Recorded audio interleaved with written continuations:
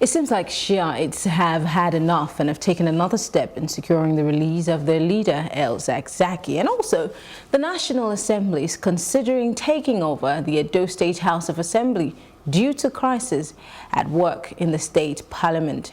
This is Plus Politics, and I'm Maryann Okon.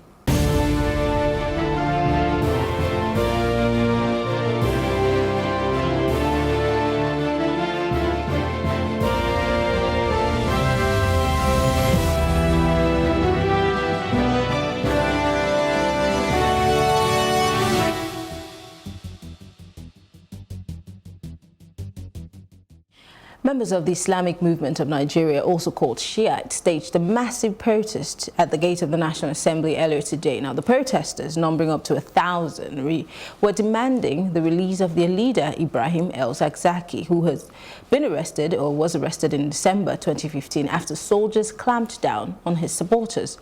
It has been said that some officials were shot during that protest. Now, my question is, why did the government allow this situation to get to this point? Joining me in the studio to discuss this, I have Steve Agiode. He is a lawyer. Thank you very much for joining us, Steve. And of course, we have Sam Adeleke, he's a political analyst. Thank you for joining us, Sam. Good evening. Thanks for having me. All right, before we delve into this conversation, we have our correspondent, Amadine Uyi, who is in Abuja. We will be speaking with him in a bit as our producers are getting set to get that call across to us. We will be speaking with him. He was there later on after the protest had happened, and he will be telling us exactly what he experienced when he got to where that protest happened. Of course, we know that the National Assembly, as we speak, has adjourned as a result of the crisis that happened today. But gentlemen, I'll start with you, Steve. You're a lawyer.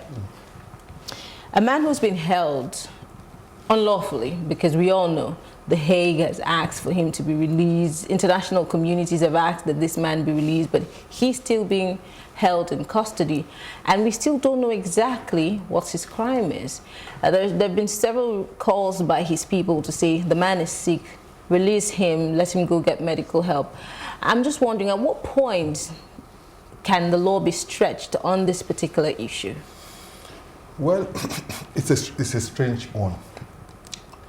El-Zakzaky was detained sometime in December 2015, and now he has been at various times in the custody of EFCC until the point where the courts ordered that he should be released from EFCC custody to police custody.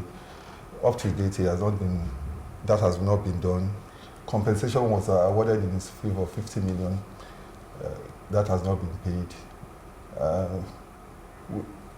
The Constitution of Nigeria recognizes everyone's right to propagate his own religion, to evangelize, so to speak.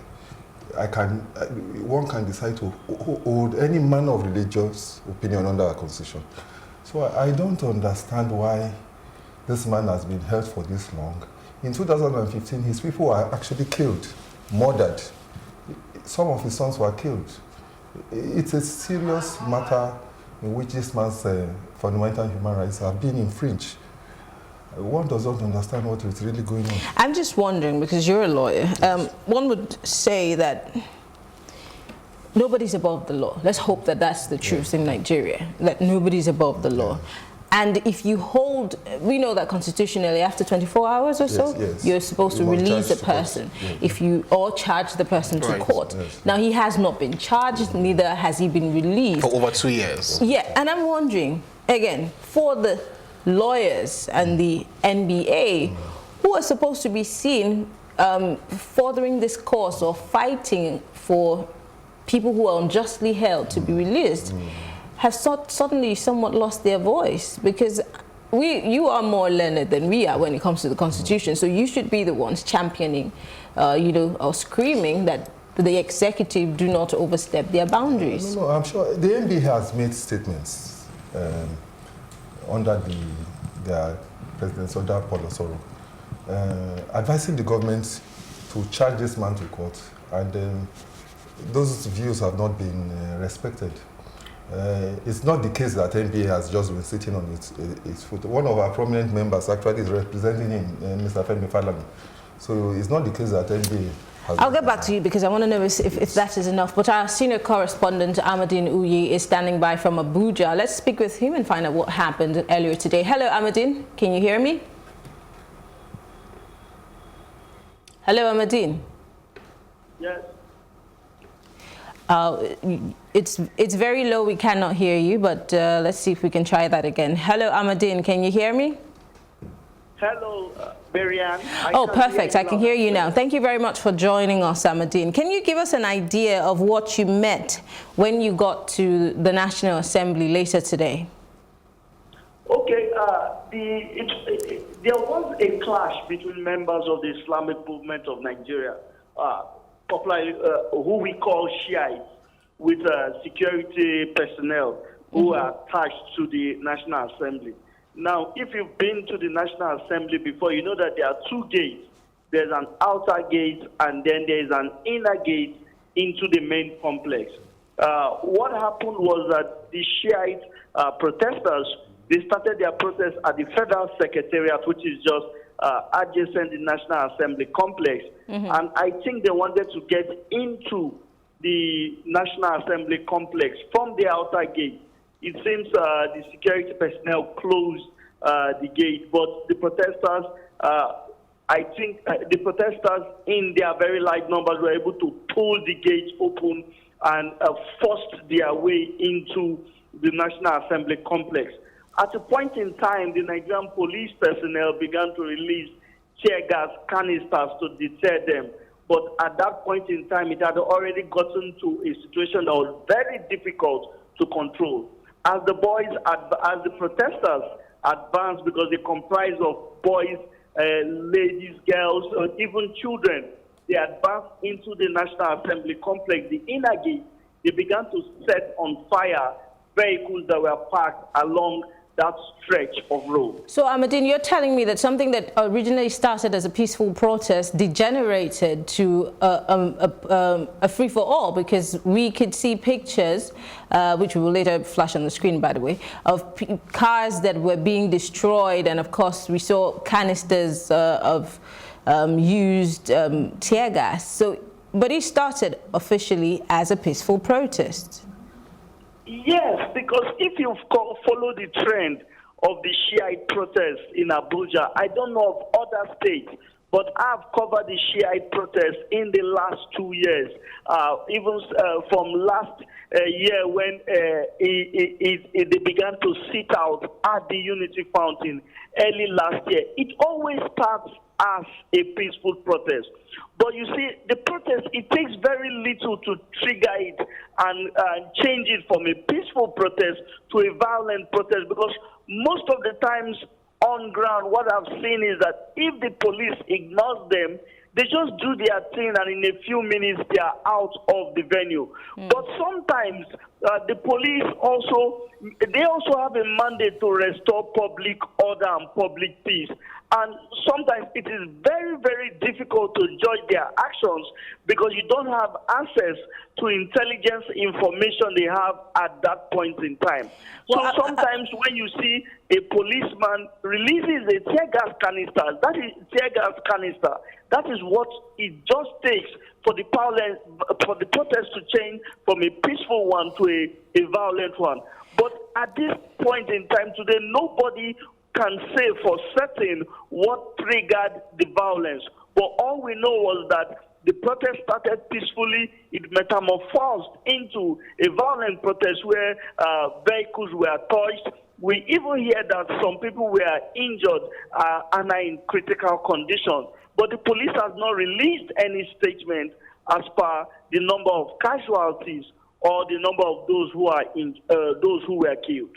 Okay, Maryann, I've just seen pictures with police officers, you know, on that protest trail. Apparently in this country, before you go on a protest, you have to send a letter to the police, not necessarily because, you know, most times they're there to protect, like you said, and you know, keep law and order.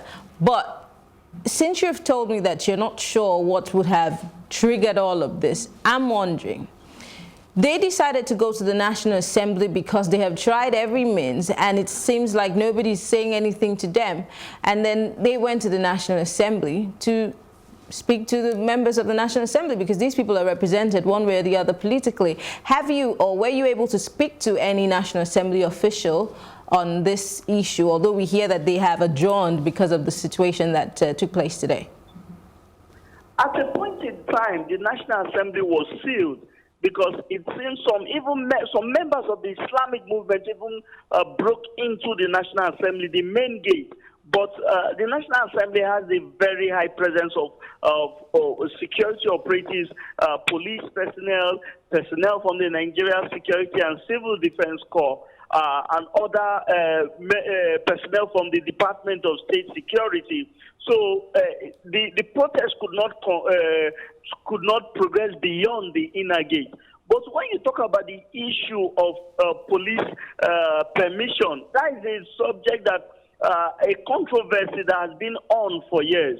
The Nigerian Constitution, and followed by a court ruling, has said that the Nigerian police does not have the mandate or the power to permit any group to protest. Though the police have consistently insisted that, okay, for your safety, why don't you send a letter to inform us so that when we can send our personnel on ground to ensure that the protest is not hijacked by hoodlums. But a lot of us know the case. The members of the Islamic movement of Nigeria have had a running battle with security operatives, with police personnel. They've accused police personnel of arresting their members and torturing them in the past. The police has denied it. There was a time they even brought out evidence. So it will be very, very difficult for them to still write to that same police arm to come and protect their members from protesting. Be that as it may, the protests have continued within the city center from sometime 2 years ago till today. The government has not been able to stop them. Even there was a time the protesters coming into the city center from the outskirts were attacked by military personnel. Live bullets were used. Many of them lost their lives.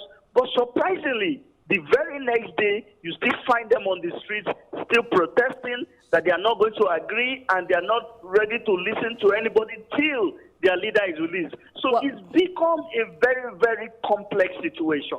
Well, it is a very complex situation, but hopefully you keep an eye on that story for us as it develops, and you give us feedback. Thank you, Ahmadine, for speaking with us.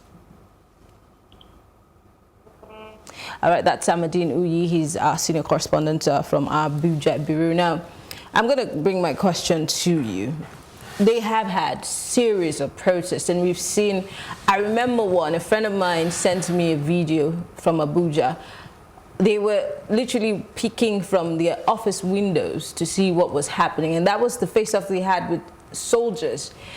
And a lot of people criticized that, saying that soldiers are not supposed to be taking on civilians, especially those who are on a protest. But now they have decided to go to the National Assembly by force. Now, some of the things that have happened are not right. Even for people who are trying to get justice, there are some things that have been done that are not right. But do you think that maybe the aftermath of this will now gather some momentum, and maybe the National Assembly will get involved in this matter? I'm just wondering. What a time to be alive in Nigeria. To be honest, each time this comes up over and over again, the question I ask myself is, why don't we learn from history? Because if you don't learn from history, you repeat history, and then you will end up becoming history yourself. The Shiite movement is fast becoming another Boko Haram scourge on this nation. And this is an indictment on the security apparatus of the federal government. When you say they're becoming another Boko Haram, that makes them look like them look like terrorists, but they're not terrorists. That's not a good basis for comparison. The Boko Haram movement did not begin as a terrorist movement. It began as a group of extremists who are preaching and declaring, strong Muslim values, Islamic positioning, and then their leaders arrested and it was shot. Now. And the followers became rogue followers, and they decided, and this is spiraled over the years to what we have today. Now, this is also looking like what happened then, and if it is not stemmed stemmed at this point, we will go on and on, having to encounter and to quell this uprising at every point in time. Now, why I say that this is a failure of the security apparatus is simply because I do not just believe that these guys came out to just embark on a peaceful protest alone.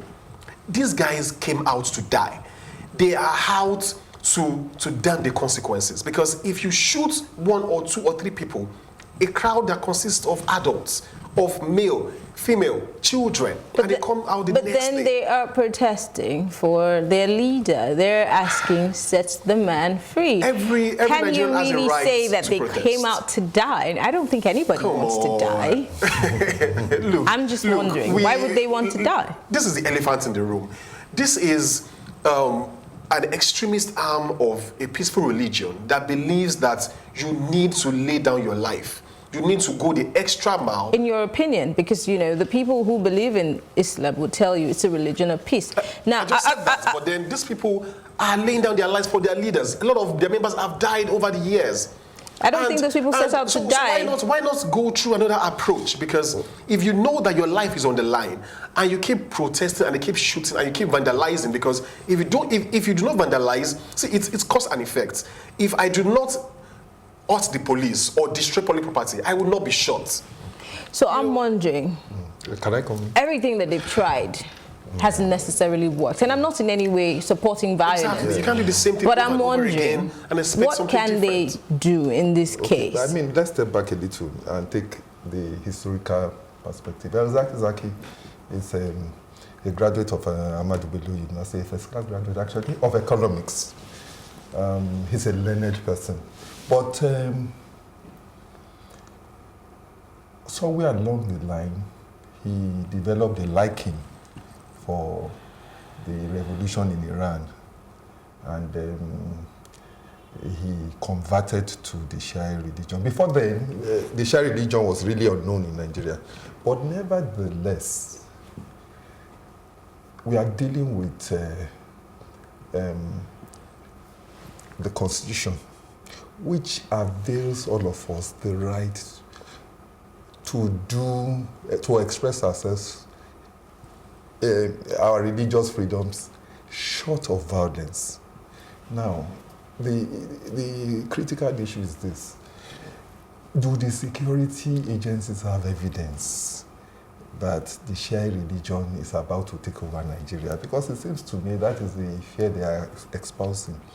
Now you have their leader. According to whom? I mean, because we know historically that the Shiites and the Sunnis have never been in good terms. We know this. They don't see and eye that to is eye. why we have a Pakistan, for example, you know, because they don't go together, but they all belong to the same religion. So what's wrong with that? They've always been persecuted, but why do we allow that to get in the middle of... Which is what I'm saying. You see, the basic motivation for El-Zakzaky's conversion to Shia religion was an admiration for the Iranian revolution, the Ayatollah.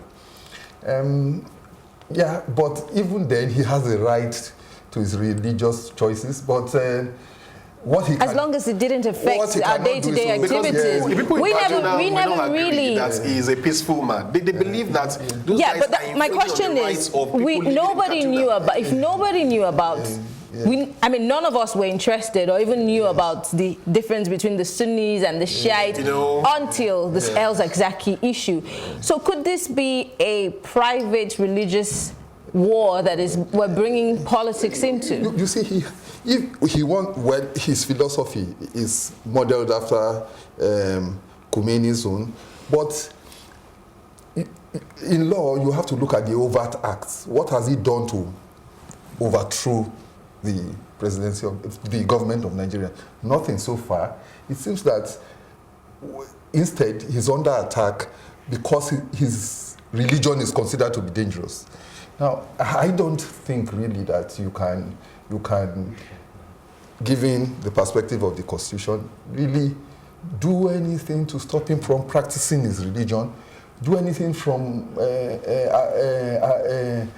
preventing him from getting converts. I'm just wondering, back to you, the Constitution, when it comes to terrorism or acts of terrorism or anything that is tantamount to treason, looking at the El-Zakzaky trail, has there been any such thing that would point to the fact that he's about to commit treason, or he has committed treason, or he is a terrorist of some sorts. Because, like I said a few minutes ago, probably we wouldn't have known anything about this history up until he was arrested. And after a minor squabble with an army chief, I think so. That wasn't minor. These guys stopped a whole convoy of the chief of army staff. And unfortunately, they leveled and killed hundreds of them. Now, some can call that treason because that is the head of the army apparatus of the nation. I think the first question is, were they armed? If they stop, I mean, you have to have a lot of guts to stop an army battalion or an army convoy. Having the guts to also try to stampede the third arm of government of the largest black nation in the world. You know, these are symbolic acts and symbolic. So you're saying that they have. Courage. You're saying that they have terroristic tendencies? You know, what exactly is terrorism? Who is a terrorist? Someone who puts fear, someone who is able to damn the consequences, someone who is going the extra mile, someone or a group that will damn the laws, that will go the extra mile. You know, now someone like me now might not be able to give the legal interpretation of this, but look, this perception is sometimes stronger than reality. What is the behavior of this group in the sight of other Nigerians? There are other religions apart from two major religions, and how do these guys go about, conducting themselves? So if you keep doing this on a regular basis, and then the federal government has held your leader unlawfully, so to speak, because in this case, two wrongs cannot make a right. The ECOWAS has asked that this guy be released. The court of law over time has ruled that be released. So the federal government is flouting the law, and then they have said, okay, you think you can flout the law, then we also can flout the law. So the point now is, who will take leadership at this point? I think that's the question. Who will bail the cat? Who will ensure that these two rampaging dogs come to the middle point? I'm sure you're using the word dogs lightly or easily here. Because apparently they're both barking. You know, someone is charging at each other, and then the whole country is looking like there is no head, governing the entire place. So this is a point whereby leadership needs to come. Leadership needs to arise. Who is leading this country? Can we have a leader who will be a leader truly for all? Can you release at least this man on bail? Release him on bail and put him under house arrest. Let him be guarded by soldiers. Let these people see him. Let these people let them go to their mosque in Kaduna. It's about perception. It's about optics. It's about just allowing the peace to reign. You've gotten a new term, and you've not even positioned yourself properly. People are still asking what's the direction of the country, and these things are happening, and that appears. Okay, back to you, Mr. Lawyer, because we have to try to work with the law. Now, in a country where, I mean, I don't think there would be a country if you don't have rules and regulations, which is the Constitution, which is your Bible, and that's how you run your day-to-day activities. And the judiciary is an important arm of that same government, somewhat being overlooked, somewhat being played down on. And you expect that people somewhere will still obey these orders that you have refused to obey. And I'm not in any way trying to say that the Shiites or what they've done is right. Like you said, two wrongs don't make a right. Did you see what the chief judge did to the Kebbi chief judge yesterday, the Kebbi governor, not allowing her to enter? That's what I'm saying. So if we have so many question marks when it comes to obeying the laws, especially for the #1 leader of a country, what course are we chatting here? What direction are we possibly going in? I mean, it's troubling. It's really troubling. And look, it's the Shiites today. Tomorrow, it could be another religion. It reminds me of Robert Miller's famous comment. They came for the Jews. I was not a Jew. I did not. They came for I did not. So. I think the Nigerian nation should come together and find a peaceful way to get out of the problem of... what is this peaceful way? Because we keep saying we have to find a peaceful way. Yes. Well, there are religious leaders in this country, and I'm sure the president can call on them to have a discussion with El-Zakzaky, because I think... at the root of it, it's political issue that has religious undertone. And religion is really burning up this country everywhere. Right. Like we don't have enough problems. Yeah, well, like you have the one you just mentioned, the chief judge that won't be sworn in because she's a Christian. She's a Christian, while the governor says it's because of her, well, it's because she forged a kind of certificate about her age or something like that. Where you have something like that, so religion is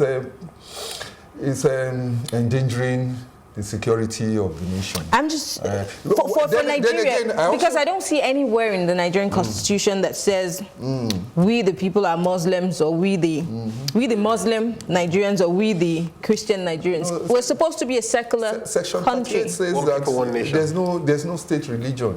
Section 38 is very clear on it. No state religion. Anyone is free to practice any religion he wants without. But interestingly, but the government sponsors pilgrimages. Well, that's with the instruments of the states, But a lot of people have tried to kick against that, whether it's for the Hajj or for going to Jerusalem. We shouldn't be involved in it. Federal government and state government, they are all engaged in it. It's absurd. Our constitution does not recognize a state religion, and I don't know where they find their authority for doing what they are doing. But I also want to step back a little, and the protest in Abuja, we had your colleague, correspondent, analyze what happened and all that. From what I've just heard now, I really can't say the El-Zakzaky people, the Islamic movement of Nigeria, really did anything wrong. You are entitled. In fact, it's one of the problems I have with Nigerians. They don't go enough to National Assembly to protest. But in this case, they were blocked. Yeah, they were blocked. But then they are our representatives. So we have every right to go there. The Constitution did not enact a regime of cowardice. These people have a right to go to the assemblymen and air their complaints. In fact, they did the right thing. The police should do more. But maybe they made some mistakes with stomping on cars and. I would say perhaps action begets reaction. When I say I want to see my assemblymen and you say by violent means I cannot. Because if we look at Okon, the same thing happened. Yes. They were advancing towards the National Assembly and they were prevented from entering, and they charged in, broke the doors, entered, and after some hours they left. So these things are not just peculiar to Nigeria. All over the world, people need to start, taking to the street to hear their views. Okay. Exactly. It's healthy for our democracy. Well, let's hope that in the future, something can be done, because we cannot keep having these pockets of violence and keeping quiet about it. Like I always say, the silence is pretty loud. Well, we want to say thank you to Steve Aguirre. He's a lawyer. Sam Adeleke, political analyst. Thank you, gentlemen. But they're not going anywhere. They'll stay back, because when we come back from this short break, we're going to take a trip to Edo State. The House of Assembly has its own fair share of drama when we return.